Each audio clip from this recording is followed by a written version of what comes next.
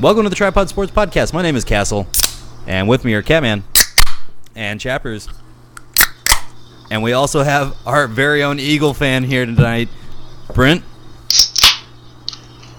Woo! It's Brent's fuck first Brady. time on the... yeah, fuck Brady. Big Dick Nick. No. Yeah. Sorry to the Patriots fans there, Tyler. Why? Fuck that. Will. Not sorry at all. But, Brent, it's your first time on the podcast. You excited? Oh, yeah. Okay. I think we have a pretty busy night here to talk about the Super Bowl, and then we've got to preview the Winter Olympics coming up. Don't we? I'm looking forward Yes, to we do. curling. We talk about some Winter Olympics. We could really talk. There's really a plethora of topics we can touch on. NBA trade deadlines tomorrow. Recruiting classes came out today. It's just going to be a packed show. Yeah, I heard LeBron was getting traded to the Warriors. I heard Folks, that too. We need to take a second and say apologies for all the bad things we just said about the Patriots. Will, that was on the guest last week, literally just texted me to say, Marcus, you took home the prop bets, homie. I've got $110 coming my way because of that. Good for you. I that makes me meanwhile feel- have no football and got no joy from watching the Super Bowl on Sunday. Will, I love you and thank you for the cash, for letting me win the prop bets. Pretty sure I might have assisted you with those. I mean, Are you asking for a cut? he's asking for a cut. No. I feel like he's asking for a cut. We'll I work was out making the. a joke. No, I don't need a cut. I was making a joke. The over/under on the national anthem there might have made or break us there. What was it? What was final time? I think it was under 2 minutes is what we read. God damn it, Pink, you fucking octave changing. See, what was the interesting thing with that is we couldn't tell because the music started like 5-6 seconds, maybe more, before she started singing, and that amount of time actually made the difference between whether. So she was singing for less than 2 minutes, but the music was playing for more. So it really was up to interpretation. I would say that was not two minutes. But then. Well, and right, so because there's the intro music was like a prelude, like it wasn't Right. the actual like song. It's all So I about think they made the right how long the person can stretch the national anthem. That's the point of the prop bet, right? I mean, Right. that's what we're looking for. How long can they sing the word brave? Yeah. You know, that kind of stuff. And it was a close call, but Steratore went to the tape, and I think he got it right. That's fair. He tends to get it right.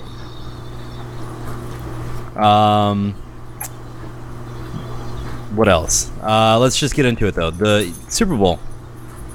We've already started talking about it. Let's keep talking about it. Yeah.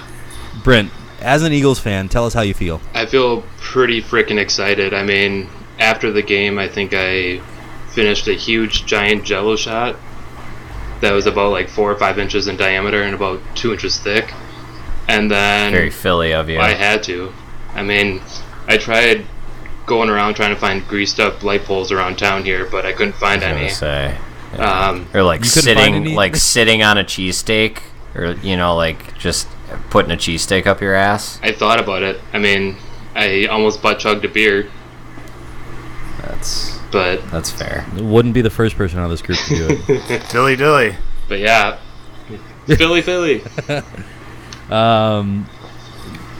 What else, though? I mean, like, you've been a lifelong Eagles fan, haven't Yeah, you? I mean, back with Brian Westbrook, Donovan McNabb, Kaki Deshaun Jackson. I mean, I've been kind of like the black sheep of the family. Everybody else in the family is Packer fans, but for some reason, I liked McNabb and the team that they had at that point. I don't trade teams and follow players, so stuck with the Eagles, and we finally got a Super Bowl trophy.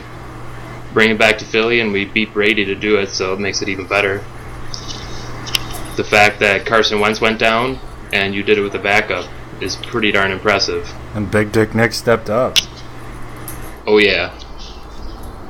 He did. I also, I really did get very little joy out of the Super Bowl on Sunday, but I will say that, I I now think that Sean McVay should be stripped of NFL Head Coach of the Year, and it should be given to Doug Peterson.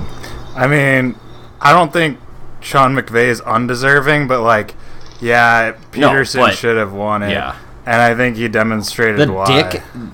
Big Dick Nick, Big Dick Doug. Big I'm Dick sorry. Doug. The balls on that guy, like, I really appreciated how he didn't, like, he said he wasn't going to, but you never really know in the situation. He's like, yeah, I'm just going to coach it like any other game, which means being very aggressive, going for it on fourth down, that kind of stuff. And he really, he owned it. And, like, there's something to be said for that, especially when you're staring across, the field at Bill Belichick. Like, yeah, and I think that was pretty impressive. And that's the thing, is he's been doing that all season. Like, this is not new.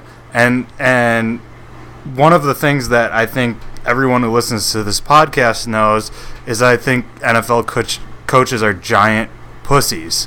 None of them, like, understand probabilities, and they go off of this old school mentality, 3 yards in, cloud of dust, that doesn't work. And Belichick has been shaving points off the edges for about a decade now by coaching like it's the 21st century.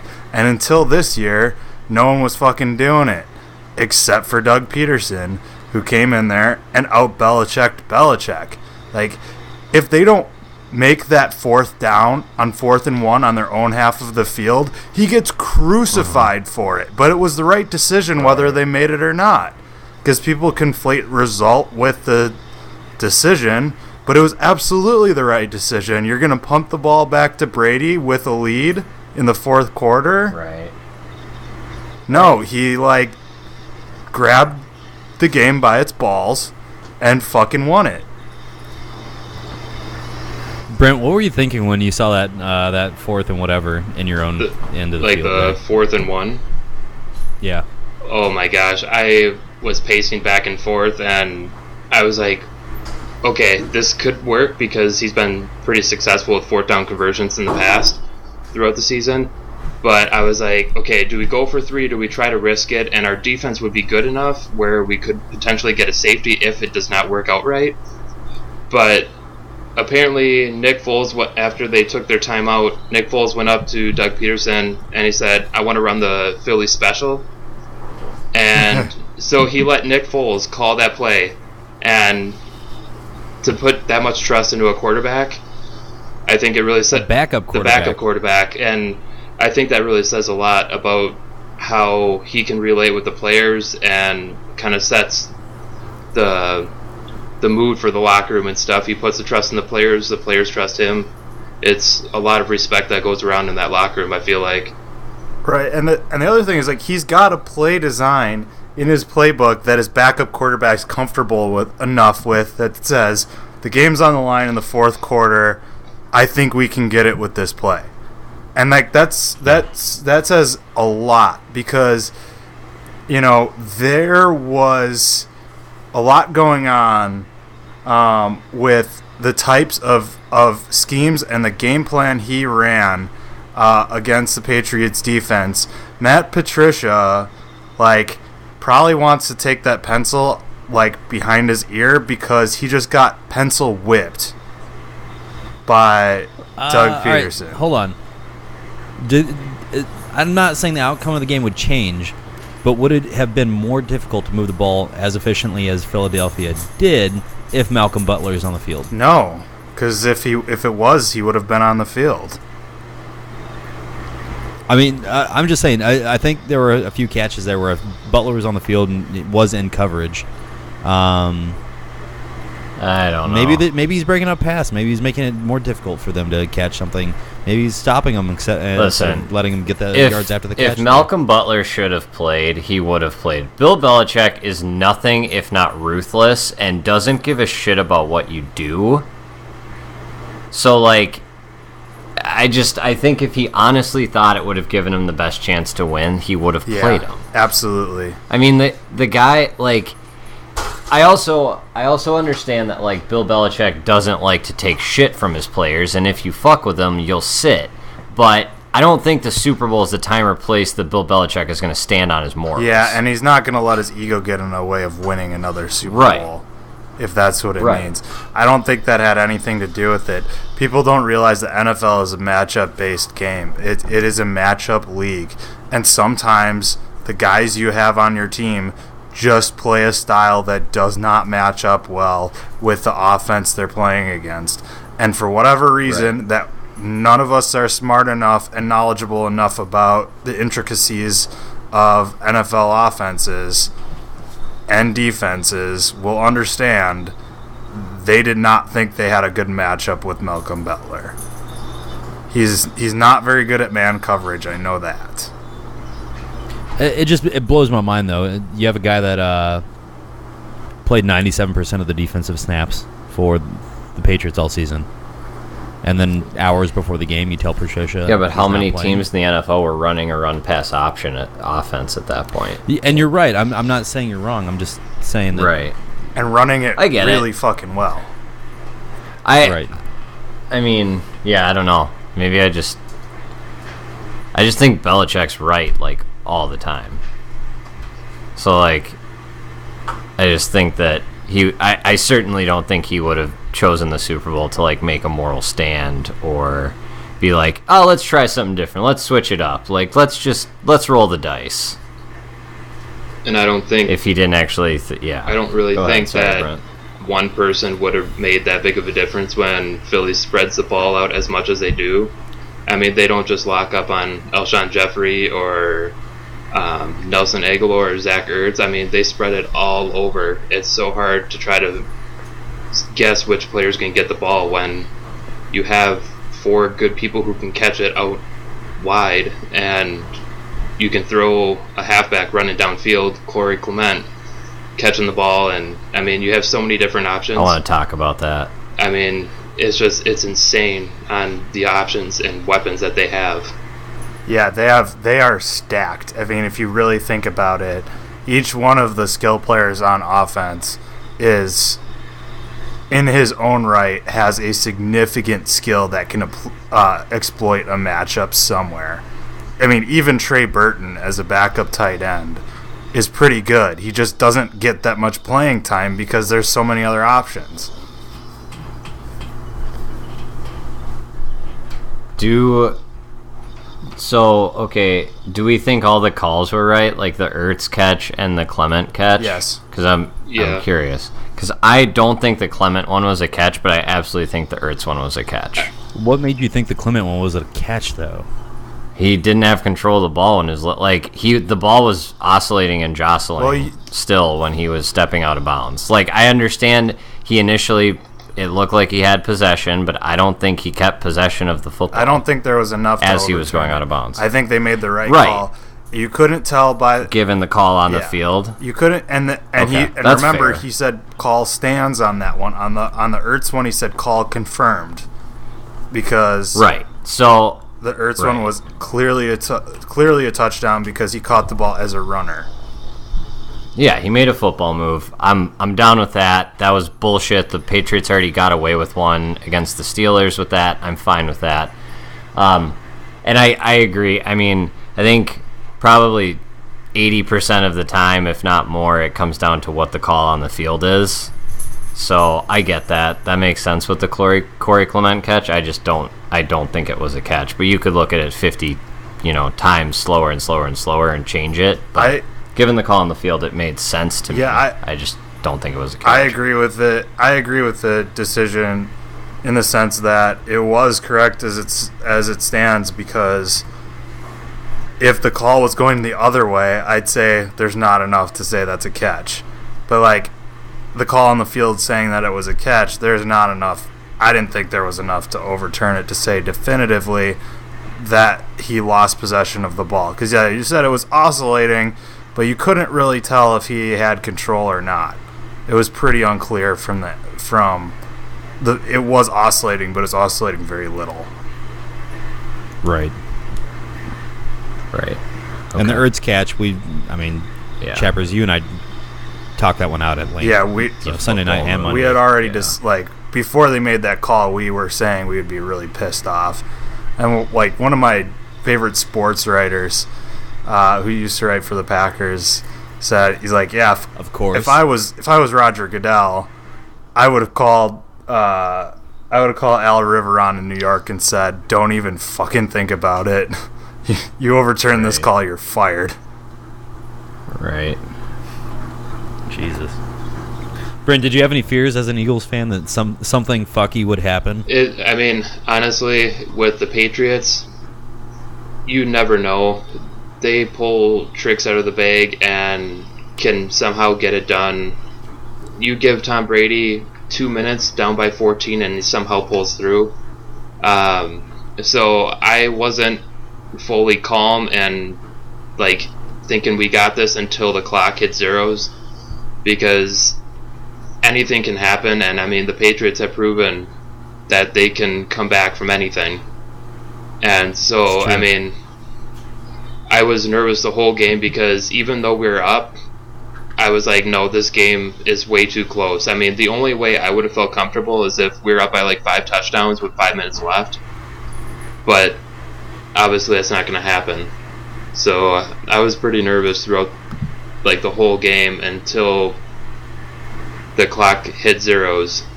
Then I was like, holy cow, we actually just won. And that's, I mean, that was kind of, Chappers, I think I'd already wrapped it up, and I was like, all right, I think the Eagles won, and we're still sitting there watching that Hail Mary attempt. But as soon as they missed it and it was over, it was just like, oh fuck, all right, it's over. And you and I stood up to cheer, and that one Eagles fan came up and started cheering. Yeah, we started. That's when it set in for me. It didn't set in though until that Hail Mary was over. Yeah, I hadn't. And that dude was wrapping his arms around us and was like, "Yeah, Big Dick Nick." I was not fully convinced. I was actually, the one decision Doug Peterson made that I wasn't a fan of was I was really hoping he'd try and throw the ball for a first down there, because I was like, you're really playing with fire. If A, if your kicker misses, you're fucked, and B, even if he makes it, you're not out of the woods yet. I was kind of hoping they would just kind of try and make a push for that first down and just be able to take a couple knees on the ball, but it worked out for him in the end. Right. What else from that game? The halftime show was pretty entertaining. I enjoyed it, but I'm biased and the wrong person to ask. You and me both. Brent, I saw you were listening to the new JT album on Spotify earlier Yeah, today. and then I only actually listened to like 2 songs because I ended up getting pulled away with something at work, but I thought I'd give it a listen since there's a big craze about it, and I don't know. I found something else to listen to, I guess. That's fair. Didn't tickle your fancy? Apparently not the most impressive Super Bowl that the American public has seen in a while. Wasn't highly reviewed. Not the most, what? Impressive Super Bowl? Like halftime. Oh, yeah, I don't get shit. Halftime? You're talking I about get Super Bowl. I'm why, like, that was but one of the most entertaining games I've ever seen. What are you talking about? I think no, Super Bowl halftime shows are constantly overhyped. Like, I don't think you're ever gonna please people. Like, I think Bruno Mars did a really good job. That's like the last one I really even remember, to be honest with you. Right. I was hoping maybe what Janet else Jackson would have came out and it would have been a Titties repeat. everywhere. Yeah. Just a nice wardrobe malfunction. What was the over-under on that one? Was that like 2.5 times that they were going to mention the words wardrobe malfunction on the broadcast? I don't know. I don't remember. I think I think Collinsworth was told not to make jokes about it. Well, apparently, We need you below the legal limit, Well, Chris, for one time this fucking year. I please. think they might have gotten to talking to, because Al Michaels made a kind of poorly timed what's his name, Harvey Weinstein joke earlier in the season. Oh man, I forgot. Yeah, and he got a lot of heat for that. So I bet their producers like, don't fucking mention anything controversial. Yeah, they were on their best behavior, except for the fact that Chris Long went back after the game and watched the coverage of it, and he apparently called Collinsworth out for being a Patriots homer. Yeah, whatever. I didn't like. I'm I sorry. mean, like he's I- he's playing with the chip on his shoulder. I don't see that. Like, trust me, I hate the Patriots, but I don't see it. I saw today that there was like a petition for him to never announce any more Eagles games, and like 100,000 people had signed this petition. What is with the people of Philadelphia? I don't know. It's not just the people of Like- Philadelphia. They're literally every fan base has like a Joe Buck, like Troy Aikman, like hate club where they're like petitioning to get rid of them. Like every single fan base thinks that those two are biased against them, and it's just like you can't like. They're calling a neutral. That's because game. they're not That's because they love the Packers. That's the only reason you No, think Packers fans hate them too. I'm kidding. I was joking. Sorry. But they're all fucking dumb because they're like I just hate Joe Buck in general. they're not biased. They're like you're the one who's like the fans are the ones who are biased and they're being neutral and it's dumb. And it's not that one's not specific to Philadelphia. That's everywhere. Anything else from the Super Bowl that you guys want to touch on before we move on to the NFL news of Josh McDaniels spending 2 minutes? Doing a little revolving door trick. Oh my Yeah. god. What's wrong with that? Super Bowl going once, Super Bowl going twice? No, I'm good. Sold. Josh McDaniels. He's the head coach of the Colts for all of no minutes. Yeah, that's fucking weird. I think he was. Why is it that weird? I don't think it's that weird. I will. Here's my it's take. sketchy as fuck. Number just one, like everything else. Jim Irsay is sketchy as fuck. Would you want to? Would you want to fucking work for him? No, but he agreed I wouldn't. to do it. No, he didn't sign a contract. And Okay. he brought people from the Pats with him to go do it, and they'd already signed contracts. No, it's Okay. not. It's not. I'm not saying he signed a contract. Like, I'm not saying he did anything. I'm not saying he breached contracts, but I'm saying like there was an understanding that he breached, which is like, although not legally binding, is certainly unprofessional. In bird culture, we'd call that a dick move. Agreed. See, but there's a few things at play here which I think are perfectly fine. Number one, I wouldn't want to fucking go anywhere near Indianapolis. Jim Irsay is a prick. I don't care. Don't want to be near him. I get it. You want to be a head coach. Fine. Second of all, I think we can all pretty clearly say that promises were probably made and Josh McDaniels now has the keys to the castle in his pocket eventually. Now, Belichick might fuck him over. Who knows? But given the choice between the two, I'm fucking staying in New England. Okay, so I halfway agree with you. Obviously, Jim Irsay is a fucking retard. Like, I don't think anyone disputes that. And after what they did to Pagano for years and years and years, I would no way. Well, part of that was their last general manager was a fucking idiot. He's gone. But I agree, Jim Irsay is a fucking problem. On the other hand, I don't think the situation in New England's going to be any good when McDaniels takes over, because Brady's either going to be gone or decrepit, and the fucking rest of the team is going to be gutted because they've been like backloading contracts for years to try and squeeze every last season out of Brady. And in Indianapolis, he's got Andrew Luck. So as far as rosters go, Indianapolis is actually a better option for 3-4 years from now. But like, I definitely see your point with Irsay. Yeah, but more than Irsay, and again, let's recognize the difference between. I'm not saying I would want to work. Okay, I guess I kind of am. I guess I kind of am saying that I would rather work for Robert Kraft, and I think very low of Robert Kraft, but I know Robert Kraft is willing to do whatever is necessary to win football and that's games. a fair assessment. Agreed. Like, I fucking hate Robert Agreed. Kraft too, but yeah, it would be better to work for him than Irsay, because like, even though Robert Kraft is a maniacal cheating son of a bitch, he's still like not fucking crazy, and he's lent a what's the word for it? environment that allows teams to win. Well, Irsay Right. is a fucking alcoholic drug addict wreck that just Which, right. Wait, Catman. Brent, do you have any take on this situation here? I would probably have to say I would rather work under Robert Kraft just because he's managed to do a pretty good job with Bill Belichick and kind of work with that team and put together a pretty solid team. I feel a lot more confident working in that organization. Yeah, I don't disagree with you there. That's the exact same read that I have. I agree with Catman as well. I mean, just it's better the devil you know than the one you don't, right? but like And I get the Brady aspect. But I think Josh McDaniels is looking really long game. Like, I don't think he's expecting Tom Brady to be his quarterback, and I don't think he cares. But like, why? Here's my counter argument to He that. he got more money.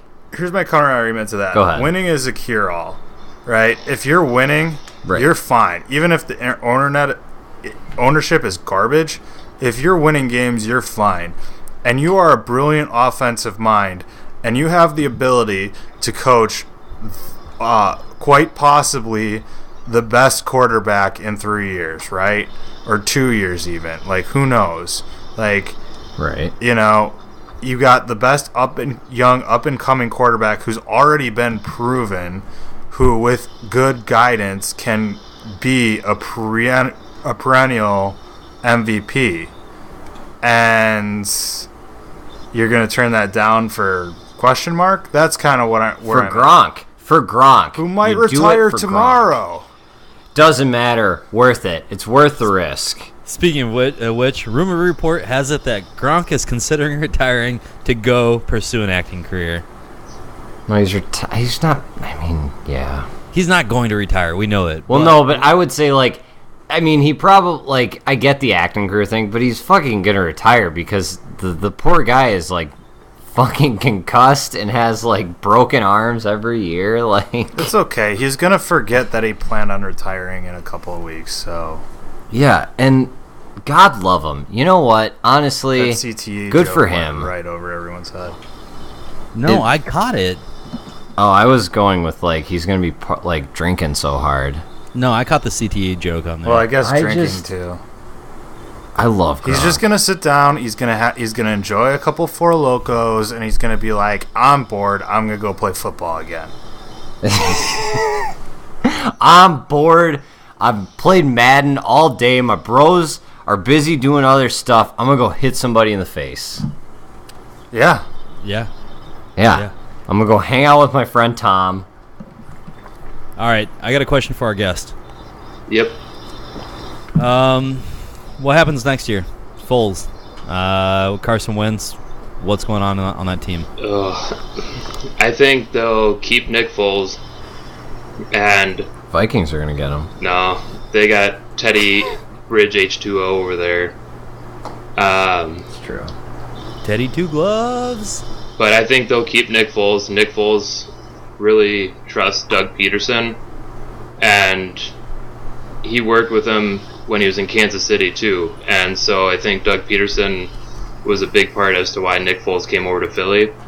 And to have a solid backup quarterback like that is pretty important because you never know when the main quarterback's going to go down. And to have a quarterback that can lead you through the Super Bowl and win it is pretty impressive. And I think he'll still be on the team next year. And Carson Wentz probably won't be back till about week 4, I'm guessing. Even though they say he had a clean ACL and LCL tear or something. Why fucking risk it? Right. When you got your franchise quarterback like that, I wouldn't risk it. I would play Nick Foles for the first 4 or 5 weeks, play Nate Sudfeld throughout the preseason, and keep him on the team there. I mean, with the Eagles, they had a lot of players that actually took pay cuts to be able to bring in some other players to be able to form the team for this year. So I thought that was pretty awesome, I guess. And if they can do it again, who's to say they wouldn't just keep Nick Foles and he would just kind of settle for a solid backup pay or something. Another shot at a Super Bowl ring. Right. Chappers, do you know how the Eagles are doing cap space wise? I can look that up. I was just looking up Nick Foles' contract detail. He's under contract next year, but then becomes an unrestricted free agent in 2019. So I think they would like to keep him as a backup, but he is gonna get paid in 2019 if he hits the free agent market, and the Eagles can't afford to pay that much for a backup quarterback. So, they might be thinking about trying to get assets for him, or they might be thinking the other way is Carson Wentz going to be ready for the start of the season? Maybe, seeing how this year goes and how Wentz rehabs his knee, and just, having both of them on their roster this year, and then just letting him go in free agency. But I don't think they can keep both of those guys beyond next year. I have a proposal. All right, let's hear it. Malcolm Butler to the Cavs to help play defense. Jesus. I'm watching the Cavs game right now, and I would gladly, if I were somebody that had money to write checks for the Cavs, I would pay Malcolm Butler to come play defense for me. He can't be worse than That J.R. bad Smith. tonight, huh? No. Sorry. We can get back to what we were talking about, and I was listening, but I just needed to be embittered for a second. What other? There's a lot of strip clubs in Cleveland, Malcolm. A lot of them. Any other NFL topics we need to hit? No, we should talk about the Olympics. Yeah, let's hit the Olympics. Guys, the Olympics start tomorrow. They do. Big question here is, are you or are you not watching the opening ceremonies, number one? No. Number two, curling. Yes. Yeah. All the curling. All the curling. Yeah, I actually All right. I find it pretty interesting, the fact that they just slide the big discs down there, and you got people going ape shit with a broom trying to clear the path to just get it right down to the other side. You should be Agreed. a curling commentator, Brent. Yeah, that's basically... That was a yeah. beautiful breakdown. It's better than him sitting there, and the breakdown was great, but when they're screaming, doing the hold, yeah, that shit does drive me nuts though. Listen to it. What the fuck? Sorry. What is your dog doing? I don't Raped by know. your dog? He's on the recliner, like jumping into the back of it. And I'm worried he's gonna knock it over. Oh my god! Oh, guys, curling's on right What now. the fuck is he doing? Just let it happen. Wait. He'll learn a lesson. I am. I just don't want him to fall. Holy shit. Guys, the curling's actually already started. Nuh-uh. Yeah, Not for the actual Olympics. for the actual. Oh, Olympics. because they're They're- fucking so far ahead. What channel? There's no channel. What? Right now, because they're doing the round robin play-in games.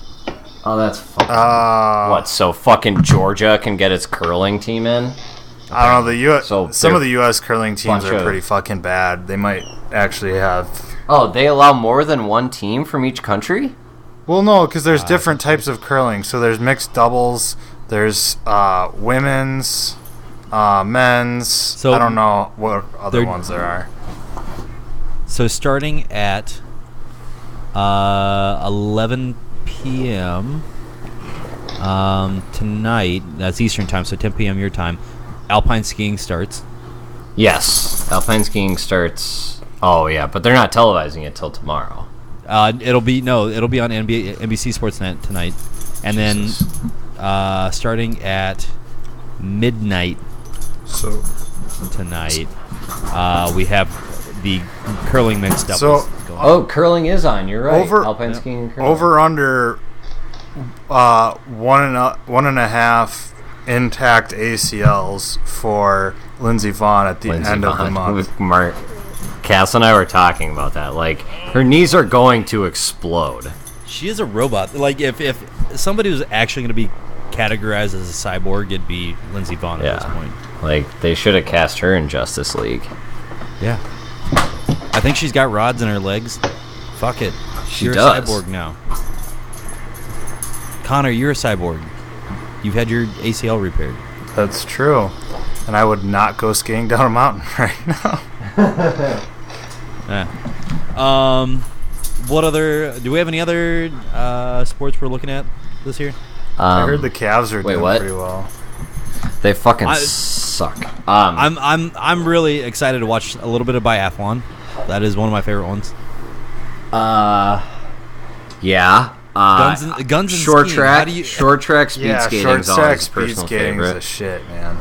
Like, you get the potential for sliced Achilles and also very, very high cornering speeds. You want to talk about inside outside line and getting loose. Trading. What is going on at your house, Michael? That's not me. Oh, I thought I heard somebody yell, Michael! No. Oh. Archie's chewing a DVD case, and I'm just letting it happen. Oh, man. What else? We got short track. Ski jumping is always something that I feel like I build up in my head, but then I get bored. Well, it's like half pipe. I'm watch snowboarding for sure. Right. See if the Flying Ginger can do it again, and then curse on national television some more.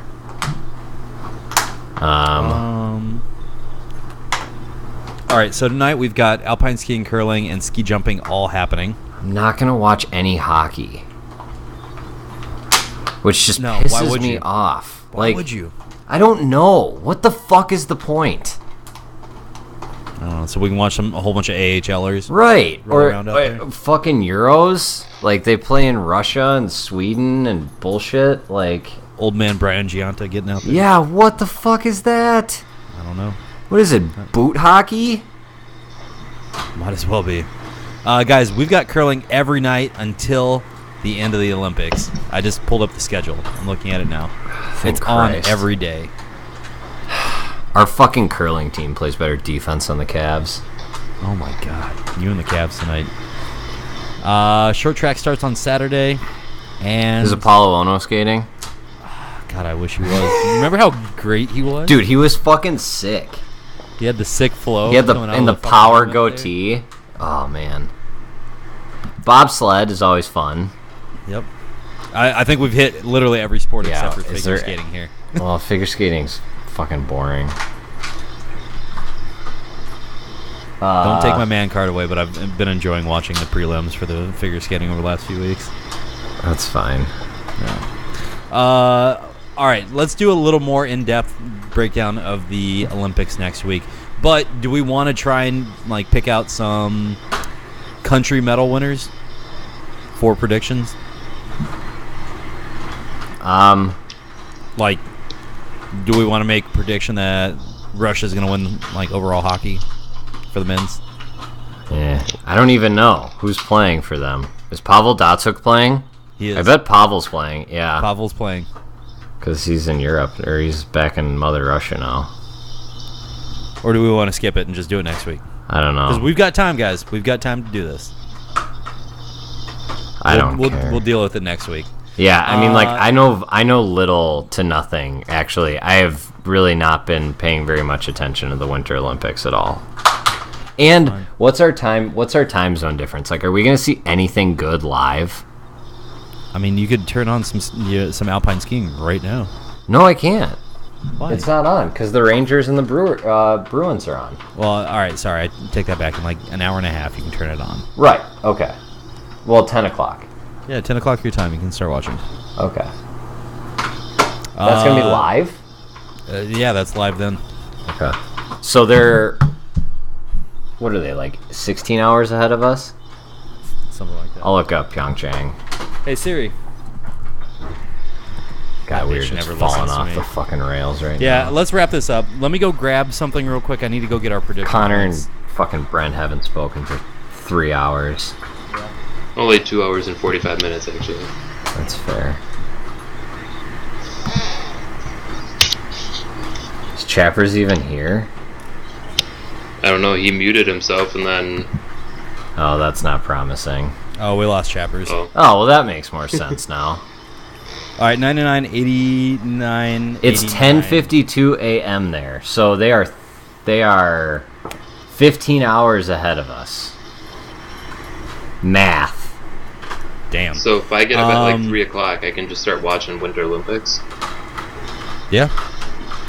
Yeah, forget that. It's already hard enough to wake up at 5:15 every morning. So basically, Friday and Saturday nights are going to be great from like 10 to 1 a.m. Yeah. Sit around, drink a beer, watch some Olympics. Sounds perfect. That's fair. Let's not do predictions this week, but I will give you the update. It's 99, 89, 89, Catman. And Wait, I thought we were starting over after the Super Bowl. We were going to start over once we hit 100, so we need Connor to get a point God. here. So Connor, you worthless. he can still hear you, apparently. I know he can. That's why I'm saying it. And He can yell all he wants. it's true. All right, let's do this. Who's doing the Four Loko? Brent, would you like to do the Yeah, honor? you should do it, Brent. You're very excited. You have things to be happy about. You should do it. Give us a hey Eagles. I just want to. Oh man, something like that. I have a lot to live up to with the infamous Chappers over there who usually does it. I know. You ready to go? I think so. All right, let's do it.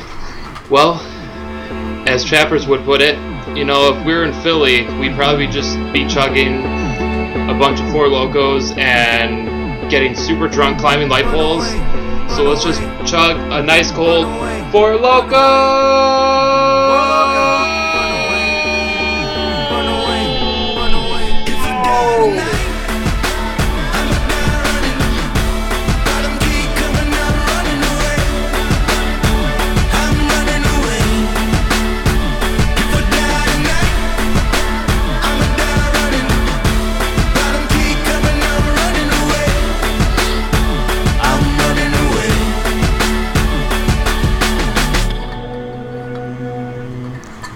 Congrats, Eagles. Fly, Eagles, fly.